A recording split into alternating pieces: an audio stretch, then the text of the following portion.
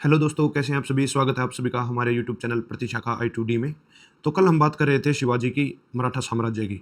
शिवाजी जिनका कार्यकाल समय काल था 1627 से 1680। इनके दो पुत्र थे। एक थे संभाजी, जो कि 1680 से 1689 तक शासक रहे, तथा एक पुत्र थे राजा राम, जिनका कार्यकाल 1689 से 1700 तक था। तथा राजा राम की पत्नी थी ताराबाई, जो कि 1700 से 1707 तक जिन्होंने शासन किया। तथा ताराबाई के ही पुत्र थे शिवाजी द्वितीय। तथा संभाजी के पुत्र थे शाहूजी, जिनका समय काल था 1707 से 1748 तक। शिवाजी की मृत्यु के पश्चात संभाजी शासक बने तथा इन्होंने औरंगजेब के साथ युद्ध किया, जिस युद्ध में के क्रम में 1689 में इनकी मृत्यु हो जाती है। इनकी मृत्यु के पश्चात औरंगजेब इनके परिवार को कैद कर लेता है। अगले जो शासक बनते हैं वह हैं राजा राम, 1689 से 1700, तथा इनकी पत्नी ताराबाई। 1700 में राजा राम की मृत्यु के पश्चात इनकी पत्नी ताराबाई ही शासन को अपने हाथों में लेकर संभालने लग जाती हैं, क्योंकि इस समय पर शिवाजी द्वितीय थे, वह बहुत ही छोटे थे, तो इस कारण से शासन अब ताराबाई चला रही थी, जिनका कार्यकाल 1700 से 1707 तक था।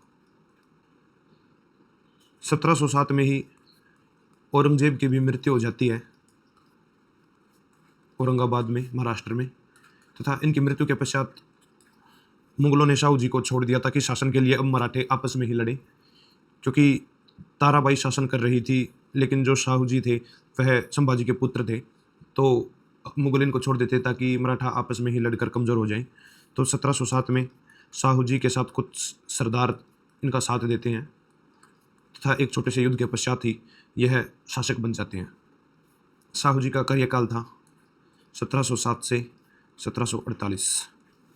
इनके काल में ही पेशवा जो है वह काफ़ी मजबूत हो जाते हैं। इनके काल में ही पेशवा बहुत ही शक्तिशाली हो गई, तथा पहले जो पेशवा थे बालाजी विश्वनाथ, 1713 से 1720 तक। उसके पश्चात पेशवा बने बाजीराव प्रथम। इन्हीं के ऊपर आप मूवी भी बनी होगी, आपने मूवी देखी होगी बाजीराव मस्तानी, उसमें इनको दर्शाया गया है 1720 से 1740। उसके पश्चात पेशवा बनते हैं बालाजी बाजीराव, या इन्हीं को बोलते हैं नाना साहब। इनका काल था 1740 से 1761। 1761 में ही पानीपत का तीसरा युद्ध होता है,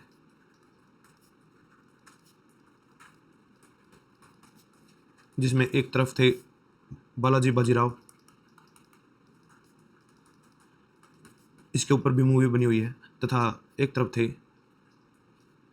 अहमद शाह अब्दाली। अहमद शाह अब्दाली, इस युद्ध में बालाजी बाजीराव हार जाते हैं तथा अहमद शाह अब्दाली इस युद्ध को जीत जाता है। 1761 से 1772 तक पेशवा बनते हैं माधवराव, तथा 1796 1818 तक पेशवा बनते हैं बाजीराव सेकंड या बाजीराव द्वितीय। इन्होंने ही अंग्रेज़ों के साथ 1818 में सहायक संधि को साइन कर लिया था। ये इसी कारण से मैं आपको बता रहा हूँ, सहायक संधि को इन्होंने अंग्रेज़ों के साथ साइन कर दिया था।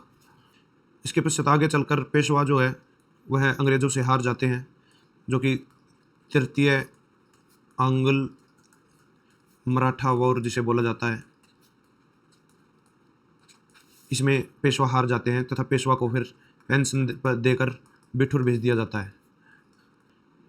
सहायक संधि के बाद ही 1818 में अंग्रेज़ों ने पेशवा पद को समाप्त कर दिया था। उसके बाद 1857 नाना साहेब, तथा इनको बोलते हैं धोंदू पंथ, इनको बाजीराव द्वितीय ने गोद लिया था, जिसे कि हम दत्तक पुत्र भी कहते हैं।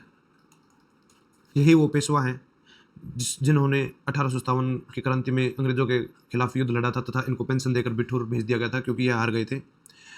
फिर नेपाल में इनको आखिरी बार 1859 में देखा गया था, उसके पश्चात इनको देखा ही नहीं गया।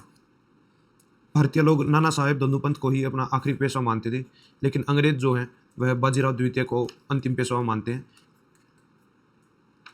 क्योंकि 1818 में इन्होंने अंग्रेजों के साथ जब संधि की तो उसके पश्चात से पेशवा का पद समाप्त कर दिया गया था।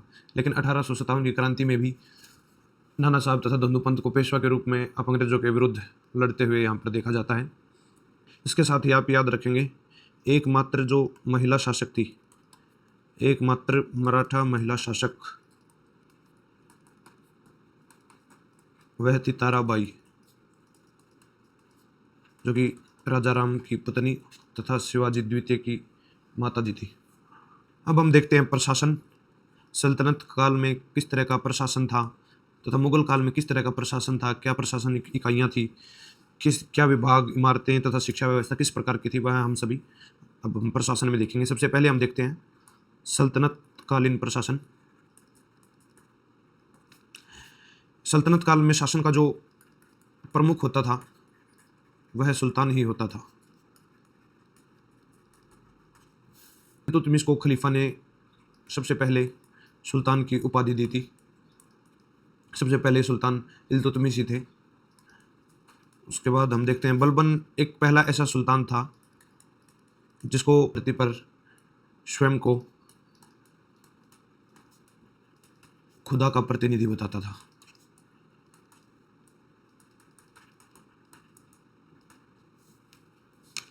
उसके बाद हम देखते हैं अगला सुल्तान अलाउद्दीन खिलजी।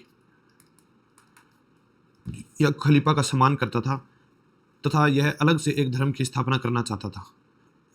उसके बाद हम देखते हैं कुतुबुद्दीन मुबारक शाह खिलजी। यह ऐसा सुल्तान था जिसने खुद को खलीफा घोषित कर दिया था, बोलता था कि मैं ही खलीफा हूँ। देखते हैं सल्तनतकालीन प्रशासनिक इकाइयाँ। सबसे ऊपर था इसमें केंद्र, उसके बाद था सूबा, उसके पश्चात सिख तथा इसका प्रमुख होता था सिकदार तथा सबसे छोटी जो इकाई थी वह थी ग्राम। मोहम्मद बिन तुगलक, इसके पास 23 सूबे थे तथा मोहम्मद बिन तुगलक का सबसे विशाल साम्राज्य था क्योंकि सबसे ज़्यादा सूबे इसी के काल में थे। हम देखते हैं विभाग। विभाग में दीवान ए विजारत, यह एक राजस्व विभाग था। उसके बाद है दीवान ए इंसाफ, यह एक पत्राचार विभाग था। उसके पश्चात है दीवान ए रसालत, यह विदेश विभाग था। उसके पश्चात है आरिज ए मुमालिक, यह सैन्य विभाग था। और एक है दीवान ए मुश्त-खराज, यह बकाया धनराशि की वसूली करने वाला विभाग था जो कि अलाउद्दीन खिलजी के द्वारा ही बनाया गया था। सल्तनतकालीन प्रमुख इमारतें, इनमें हम देखेंगे इल्तुतमिश के द्वारा बनाई गई प्रमुख जो इमारत है वह है सुल्तानगढ़ी का मकबरा, फिर बलबन के द्वारा बनवाया गया बलबन का मकबरा जो कि मेहरौली दिल्ली में है। उसके पश्चात मोहम्मद बिन तुगलक, इसने जहांपनाह नगर,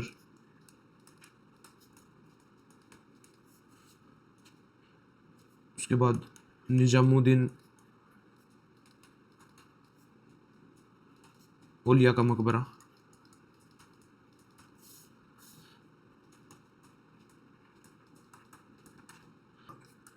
सतपला बांध और विजय मंडल का निर्माण करवाया। अलाउद्दीन खिलजी के द्वारा निर्मित इमारतें। अलाउद्दीन खिलजी ने अलाई दरवाज़ा बनवाया तथा हजार सितून का महल, यह भी निर्मित करवाया। उसके पश्चात हम देखते हैं सिकंदर लोदी। सिकंदर लोदी ने आगरा शहर बसाया तथा बादलगढ़ का किला बनवाया।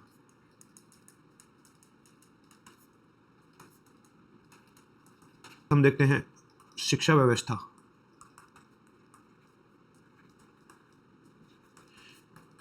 प्रारंभिक जो शिक्षा होती थी वह मस्जिद में होती थी तथा जो उच्च शिक्षा होती थी वह मदरसों में होती थी। 4 वर्ष 4 माह तथा 4 दिन के बच्चे को शिक्षा देना आरंभ कर दिया जाता था तथा पहला जो शब्द होता था वह होता था अलिफ। तो इस प्रकार की शिक्षा व्यवस्था थी। फिरोज शाह तुगलक, इसके काल में व्यावसायिक शिक्षा का आरंभ किया गया। इसके काल में व्यावसायिक शिक्षा आरंभ हुई तथा मोहम्मद बिन तुगलक, इसने रेशम का कारखाना निर्मित करवाया था।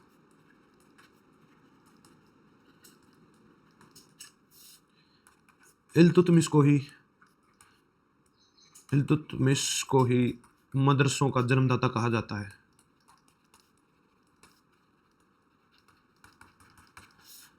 तथा इनकी जो सरकारी कामकाज की जो भाषा थी वह थी फारसी। अब हम देखते हैं मुगल कालीन प्रशासन। मुगल कालीन शासक को बादशाह कहा जाता था तथा सबसे पहले जो बादशाह थे वह था बाबर। प्रमुख अधिकारी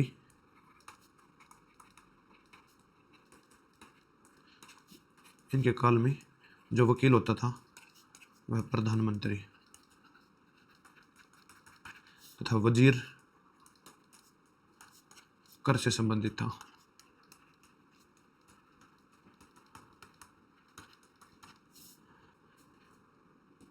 अब हम देखेंगे मुगल कालीन प्रशासनिक इकाई।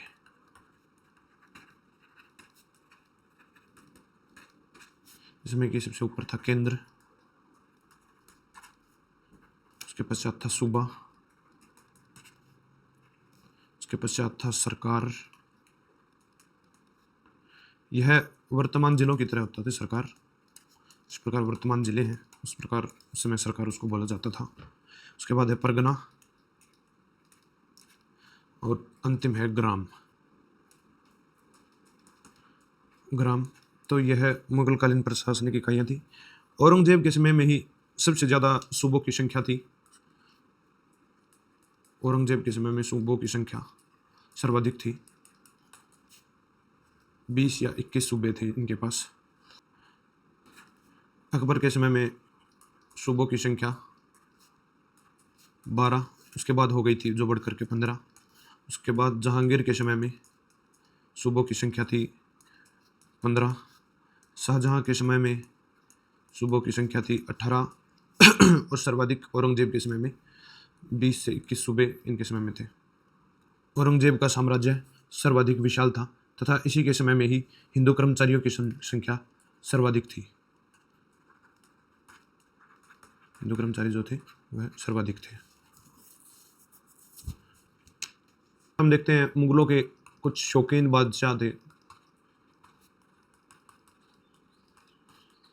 जिनमें कि बाबर, जिसको बाग बगीचे का शौक था। उसके बाद हुमायूं, उसको अफीम का शौक था। उसके पश्चात अकबर, नक्काड़ा का शौक था, नक्काड़ा बजाता था। नक्काड़ा जो कि एक वाद्य यंत्र होता था। उसके पश्चात है जहांगीर। जहांगीर को चित्रकारी का शौक था। तथा शाहजहां, जहांगीर के चित्रकारी के शौक के कारण ही अंग्रेजों ने इनको एक चित्र भेंट किया, जिस कारण से इन्होंने खुश होकर अंग्रेजों को फैक्ट्री लगाने की अनुमति दे दी थी। तो शाहजहां को सूफी नृत्य का शौक था तथा औरंगजेब को वीणा वादन का शौक था।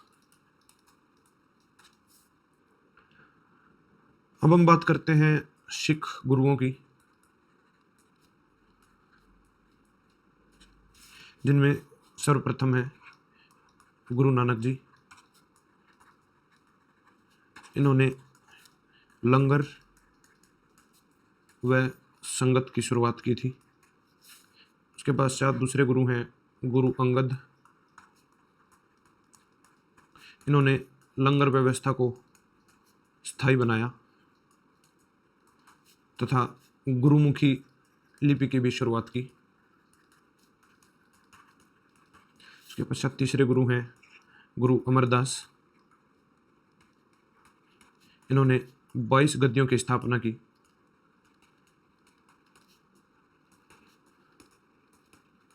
उसके पश्चात चौथे गुरु हैं गुरु रामदास। रामदास के काल में ही अमृतसर की स्थापना हुई तथा अकबर ने सिखों को 500 बीघा जमीन दी थी, जिसमें कि अमृतसर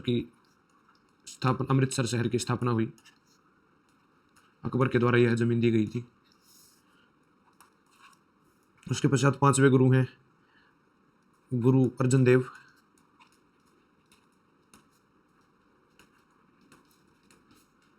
इन्होंने आदि ग्रंथ का संकलन किया।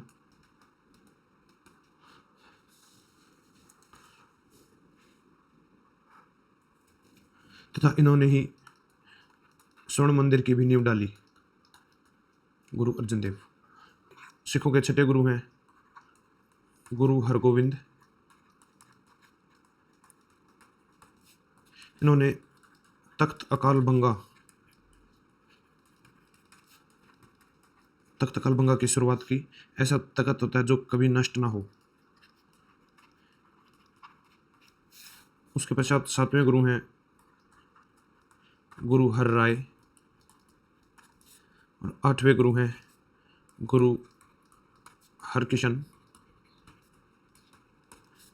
नौवें गुरु हैं गुरु तेग बहादुर।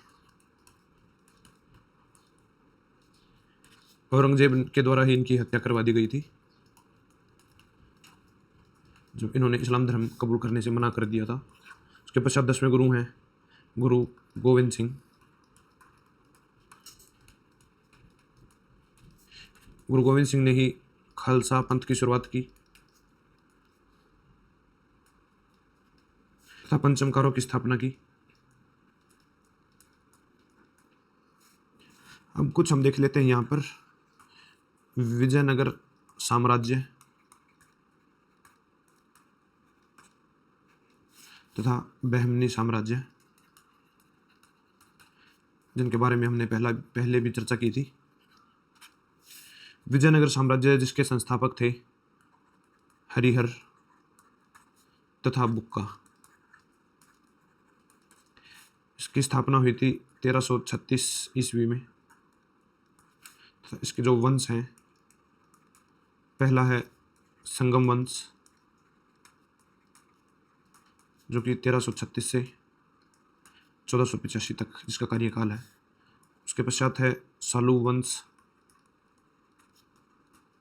जो कि 1485 से 1505 तक इसका कार्यकाल है। उसके पश्चात है तुलु वंश, इसका कार्यकाल 1505 से 1572 तक है।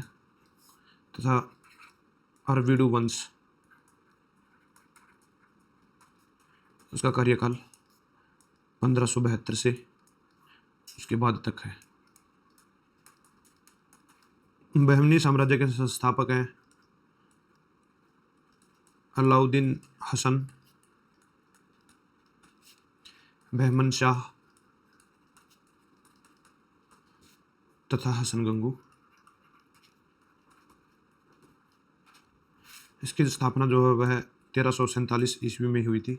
यह दोनों साम्राज्य का काल देखेंगे तो आप देखेंगे कि एक ही समय काल के आसपास के यह दोनों साम्राज्य हैं।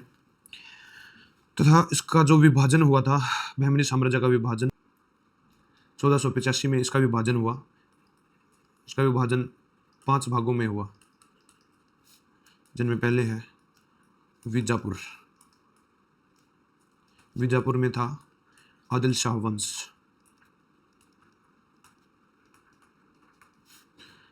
फिर वीदर, वीदर में था वीदर शाही वंश। उसके पश्चात था बरार, बरार में इमाद शाही वंश। तथा चौथा था गोलकुंडा, गोलकुंडा में था कुतुब शाही वंश। तथा पांचवा था अहमदनगर, अहमदनगर में था निजाम शाही वंश।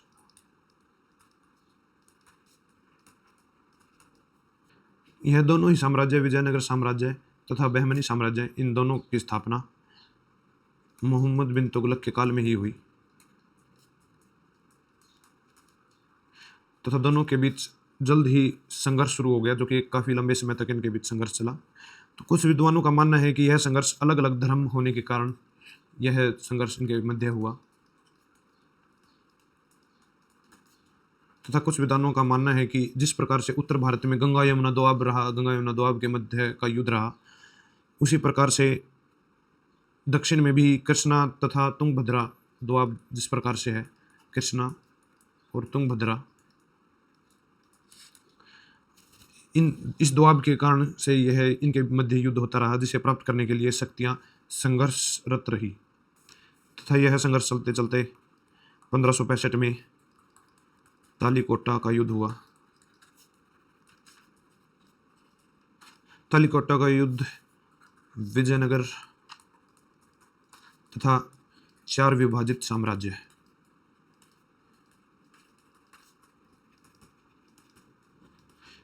जो कि बहमनी साम्राज्य के ही थे, इनके मध्य यह युद्ध हुआ। एक तरफ था विजयनगर तथा दूसरी तरफ थे 4 विभाजित साम्राज्य, जो कि बहमनी के थे। तो विजयनगर के इस युद्ध में पराजित होता है तथा यह बहमनी साम्राज्य इसमें जीत हासिल करता है। विजयनगर के जो ध्वंसावशेष थे,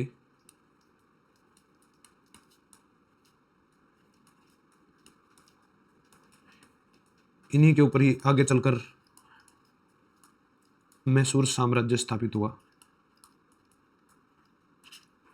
कृष्णदेवराय जो हैं वह तुलु वंश के शासक थे। कृष्णदेवराय ने ही अमूल्य अमुक्त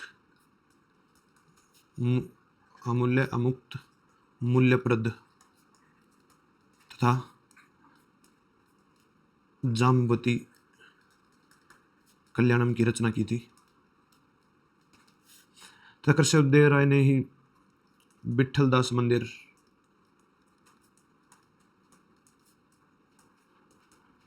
तथा हजारा मंदिर का निर्माण करवाया। देवराय ने ही नागला शहर की भी स्थापना की। तथा कृष्णदेवराय के दरबार में 8 कवि निवास करते थे, जिन्हें अष्टदिग्गज कहा जाता था। विजयनगर साम्राज्य के कुछ सिक्के थे। जो कि हुण तथा प्रदोष। तो इसी के साथ ही मध्यकाल भारत का इतिहास समाप्त होता है तथा कल से हम शुरुआत करेंगे आधुनिक भारत के इतिहास की। तो उम्मीद है यह जानकारी आपको बहुत ही पसंद आई होगी, तो इसे ज़्यादा से ज़्यादा अपने दोस्तों के साथ शेयर करें तथा हमारे यूट्यूब चैनल तिशाका IITU को सब्सक्राइब करें तथा लाइक करें, और हमारे फेसबुक पेज पर तिशाका को भी फॉलो करें। जय हिंद, धन्यवाद, थैंक यू।